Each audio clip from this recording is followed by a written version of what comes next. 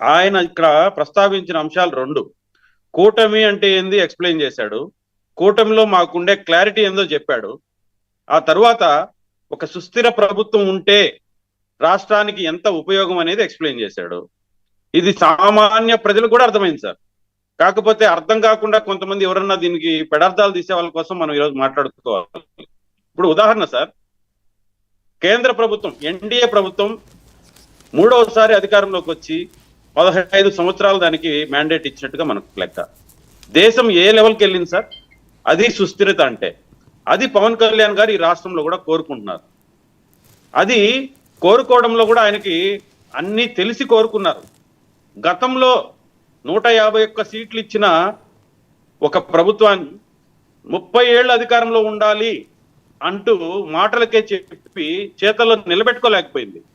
ఆ క్లారిటీ కూడా ఆయనకు ఉంది. అది ఒక చరిత్ర. దాని నుంచి కూడా మేము నేర్చుకున్నాం.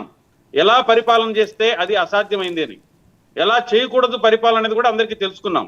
కాబట్టి 15 సంవత్సరాలు ఈ రాష్ట్రంలో సుస్థిరంగా కూటమి ఉండాలి, దానికి ఒక అనుభవజ్ఞుడైన సిబిఎన్ లాంటి చంద్రబాబు నాయుడు లాంటి వారు కావాలి, అదేవిధంగా పోరాట పటిమ కలిగిన జనసేన నాయకుడు పవన్ కళ్యాణ్ లాంటి వారు ఉండాలి, అదేవిధంగా వీటన్నిటికీ సహకరించడానికి కేంద్రం మనకు అండగా ఉండాలి, దానికోసం బీజేపీతో మనం కలిసి ఉండాలి. ఇన్ని అంశాలు ఉన్నప్పుడే ఇది సాధ్యమని ఆయన క్లారిటీగా అర్థం చేసేటట్టుగా చెప్తున్నాడు అందరికి. అంతేనా? మొత్తం అంతా బీజేపీ కనుసరణలో నడుస్తున్నదా? ఎందుకంటే జీరోతో పోటీ పడే పార్టీ అని మొన్నటి వరకు అసలు బీజేపీకి ఏముంది ఇక్కడ ఓట్ షేర్ అని, టీడీపీ జనసేన వల్ల బీజేపీకి ప్లస్ అయిందా, బీజేపీ వల్ల మీకు ప్లస్ అయిందా? సార్ ఎవరికి ఎవరు ప్లస్ అయినా ఆ ముగ్గురి కలయిక రాష్ట్రానికి ప్లస్ అయిందని మాత్రం నేను చెప్పగలుగుతాను సార్. దీంట్లో ఒకరికి త్యాగాలు ఉండొచ్చు, ఒకరికి బాధ ఉండొచ్చు, ఒకరికి ఇంకో సంతోషం ఉండొచ్చు, కానీ అల్టిమేట్ గా రాష్ట్ర ప్రజలు ఈ రోజు ఏమవుతున్నారు అనేది ఆలోచించాలి మనం.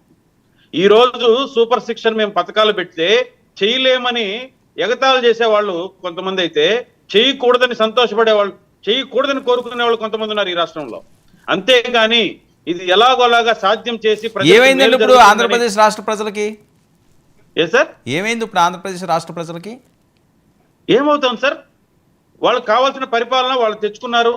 అదే అన్నాను, ఇప్పుడు సంవత్సరం అయిపోయింది కదా, వాళ్ళు ఎలా ఉన్నారు, వాళ్ళు ఏంటి అంటే సార్, ఒక రైతు ఒక పంట పండించడానికే సంవత్సరం పడుతుంది సార్. ఒక మామిడి తోటని ఫలితం తీయడానికి ఇప్పుడు అస్తవ్యస్తంగా చేసి ఇచ్చాడు. గతంలో ఉండే రైతు పొలాన్ని పాడు చేసి ఇచ్చాడు చేతికి. దీన్ని ఇప్పుడిప్పుడే ఎరువులు వేసి సత్తు వేసి మేము వృక్షాలు పెంచుతున్నాం. 5 సంవత్సరాలు మాకు ఇచ్చిన మ్యాండేట్ లో ప్రజల్ని బాగు చేసి తర్వాత 5 సంవత్సరాలకు మేము మ్యాండేట్ అడుగుతాం. పిచికారీలు కూడా వాళ్ళు నిర్ణయిస్తారు తర్వాత మేము మంచి చేసామా చెడ్డ చేసామా అని. కాబట్టి మాకు క్లారిటీ ఉంది సార్. నేను చెప్తున్నా కదా, గతంలో నవరత్నాలంటూ మోసం చేసిన నాయకుల నుంచి మేము గుణపాఠాలు నేర్చుకున్నాం. ఖచ్చితంగా ఎలాంటి పరిపాలన ఉండకూడదు, ప్రజలకు అశాంతి కలిగించే ప్రభుత్వం ఉండకూడదని ఎలాగైతే ప్రజలు నిర్ణయించారో అవన్నీ మాకు గుణపాఠాలు. మరి ఏంటి ఏడాదిలో అసలు ఏమీ లేదు కాదండి, ఏడాదిలో అసలు ఏమీ లేదు, మొత్తం అంతా కూడా రివర్స్ అయిపోయింది సార్. మీరు కూడా కాదు, నేనన్నా కాదు, వాళ్ళు అంటున్న మాట్లాడి మొత్తం రివర్స్ అయిపోయింది. అందుకనే జగన్మోహన్ రెడ్డి గారు బయటకు వచ్చేసారు. చెప్పండి, మేము వాళ్ళే అంటున్నారండి, నేనెందుకు అంటాను? వాళ్ళకి అట్లా కనిపిస్తుంది పచ్చకావర్లో. అంటే జగన్మోహన్ రెడ్డి గారు మరి ఇంత ఎర్లీగా బయటికి రావడానికి కారణం ఏంటంటే, వినండి అంటే జగన్మోహన్ రెడ్డి గారు ఇంత ఎర్లీగా ఒక టూర్ స్కెడ్యూల్ కూడా ఫిక్స్ చేసుకుండి పాదయాత్ర కూడా చేస్తానని చెప్పి ఆయన రోడ్డు మీదకి రావడానికి మరి ఏమని వస్తారు? ఆయన బయటకు రావడం జరిగితే వాళ్ళకి యాక్చువల్ గా ప్రజల్లో స్పేస్ లేదు సార్. వాళ్ళు స్పేస్ కల్పించుకుంటున్నారు, వాళ్ళు కల్పించుకునేదానికి ప్రయత్నం చేస్తున్నారు స్పేస్ ని. అందుకే లేని పొందడానికి ప్రజల్లోకి వచ్చి సార్, ఎవరైనా సార్ ఒక వ్యక్తి చనిపోతే ఎలా ఆ కుటుంబాన్ని ఆదుకోవాలనో ఎలా పరామర్శించుకోవడానికి ఒక పద్ధతి ఉంటుంది కదా సార్.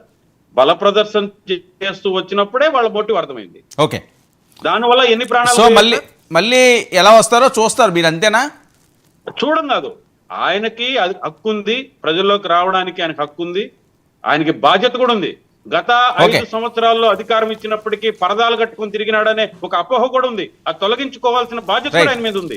కాబట్టి ఏదైతే సురక్షితంగా ఎలాగైతే ఎవరికి ముప్పు లేకుండా ఉంటాయో ఆ నామ్స్ ప్రకారం వాళ్ళకి ఇచ్చినట్టు అనుమతులు ఉంటాయో వాటి ప్రకారం చేసుకుంటే హ్యాపీగా ఉంటుంది. దాని ద్వారా కొంచెం మంచి జరుగుతుంది. నరసింహప్రసాద్ గారు, శేఖర్ సార్ నమస్తే అండి వర్మ గారు. ఏంటి మెడలకు వస్తామంటే చూస్తూ ఊరుకుంటామా? సినిమా డైలాగులు సినిమాల్లో బాగుంటాయి కానీ బయట బాగోవు. మళ్ళీ అధికారంలోకి ఎలా వస్తారో చూస్తాను